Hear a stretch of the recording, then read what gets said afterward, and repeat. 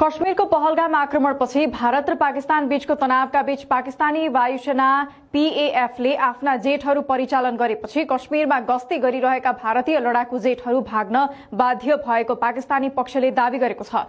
पाकिस्तानको राज्य सञ्चार माध्यम पीटीभी न्यूजले भारतले कुनै प्रमाण प्रस्तुत नगरी आक्रमणकारीहरूको सीमा पार सम्बन्ध रहेको संकेत गरेको उल्लेख गरेको छ, जबकि पाकिस्तानको राजनीतिक र सैन्य नेतृत्वले कुनै पनि संलग्नतालाई दृढतापूर्वक अस्वीकार गरेको उसले लेखेको छ।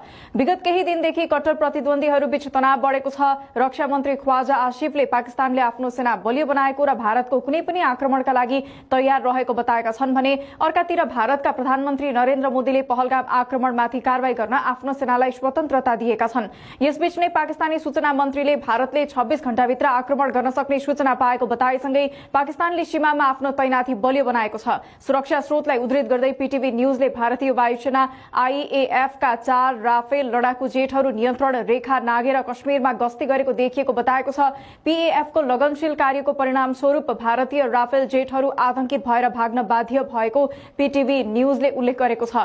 सरकार र सेनाले यस घटनाको विवरण अझै उपलब्ध गराएको छैन। सूचना मन्त्री अत्ताउल्लाह तरारले विश्वसनीय गुप्तचर रिपोर्टहरूले भारतले आगामी 24 देखि 36 घण्टामा पाकिस्तान विरुद्ध सैन्य कारवाही गर्ने योजना बनाएको संकेत गरेको बताएपछि यो घटनाक्रम आएको हो। तरारले भारतले यस्तो कुनै पनि सैन्य दुस्साहसको आश्वासनपूर्वक र निर्णायक रूपमा जवाफ दिने कुरा दोहोर्याएको समेत बताएका छन्।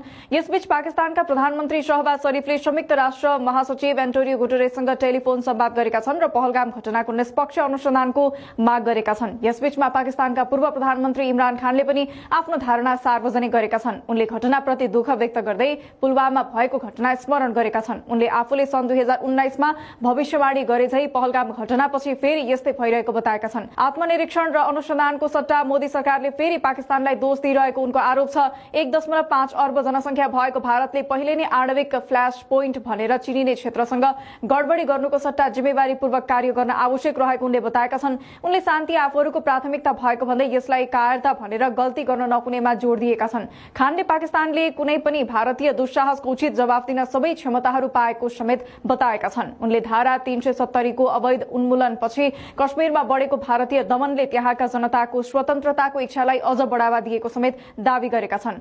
उनले नरेन्द्र मोदीको आक्रामकताले भारतीय शत्रुता विरुद्ध पाकिस्तानका जनतालाई एउटै स्वरमा एकजुट भएको समेत दावी गरेका छन्। उनले भारत विरुद्ध बोल्न नसकेको भन्दै नवाज शरीफ र आसिफ जरदारीको पनि आलोचना गरेका छन्। पाकिस्तानका पूर्व प्रधानमन्त्री इमरानले रावलपिण्डीको अडियाला जेलमा वकिलहरूसँग छलफलमा यस्तो धारणा राखेका हुन्। यता जम्मू र कश्मीरका दुई अलग अलग क्षेत्रमा नियन्त्रण रेखा एलओसीमा देशको हवाई क्षेत्र उल्लङ्घन गरेपछि पाकिस्तानी सेनाले दुई भारतीय क्वाड कप्टरलाई गोली हानेर खसालेको समेत दावी गरिएको छ।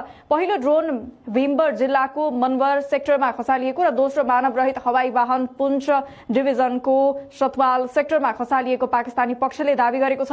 यसैबीच युद्धको त्रास बढिरहेको अवस्थामा पाकिस्तान स्टक एक्सचेन्ज पीएसएक्स का शेयरहरूले आज कारोबारमा ठूलो गिरावटको सामना गर्नु परेको छ। राष्ट्रिय साइबर आपतकालीन प्रतिक्रिया टोली एनसर्टले मिडिया र सामग्री निर्माताहरूलाई संवेदनशील राष्ट्रिय सुरक्षा जानकारी साझा नगर्न चेतावनी दिएको छ।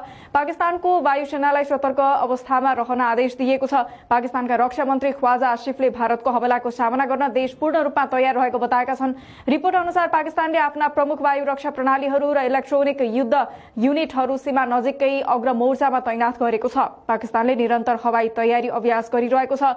भारतको प्रतिक्रियालाई ध्यानमा राख्दै पाकिस्तानले सीमा नजिक रेडार प्रणालीहरू सुदृढीकरण गरेको छ। विशेष गरी सियालकोट क्षेत्रमा भारतीय हवाई गतिविधि पत्ता लगाउन पाकिस्तानले रेडार सिस्टम सुदृढ गरेको छ। लाहोर नजिकै पनि यस्तै गतिविधि देखिएको भारतीय सञ्चार माध्यमहरूले उल्लेख गरेका छन्। यस्तै पाकिस्तानले पंजाब र खैबर पख्तुनख्वाबाट थप सैनिकहरू पाकिस्तान अधिकृत कश्मीरतर्फ पठाइरहेको दावी गरिएको छ। ती सैनिकहरू सीमामा तैनात फौजलाई ब्याकअप दिने उद्देश्यले पठाइएको दावी गरिएको छ। यस्तै फिरोजपुर सेक्टर पाकिस्तानले विद्युतीय युद्ध उपकरण पनि तैनात गरेको छ। रक्षा मन्त्री ख्वाजा आसिफले भनेका छन् कि भारतको घुसपैठ अत्यन्त सम्भावित भएकोले सेना सुदृढ बनाइएको हो।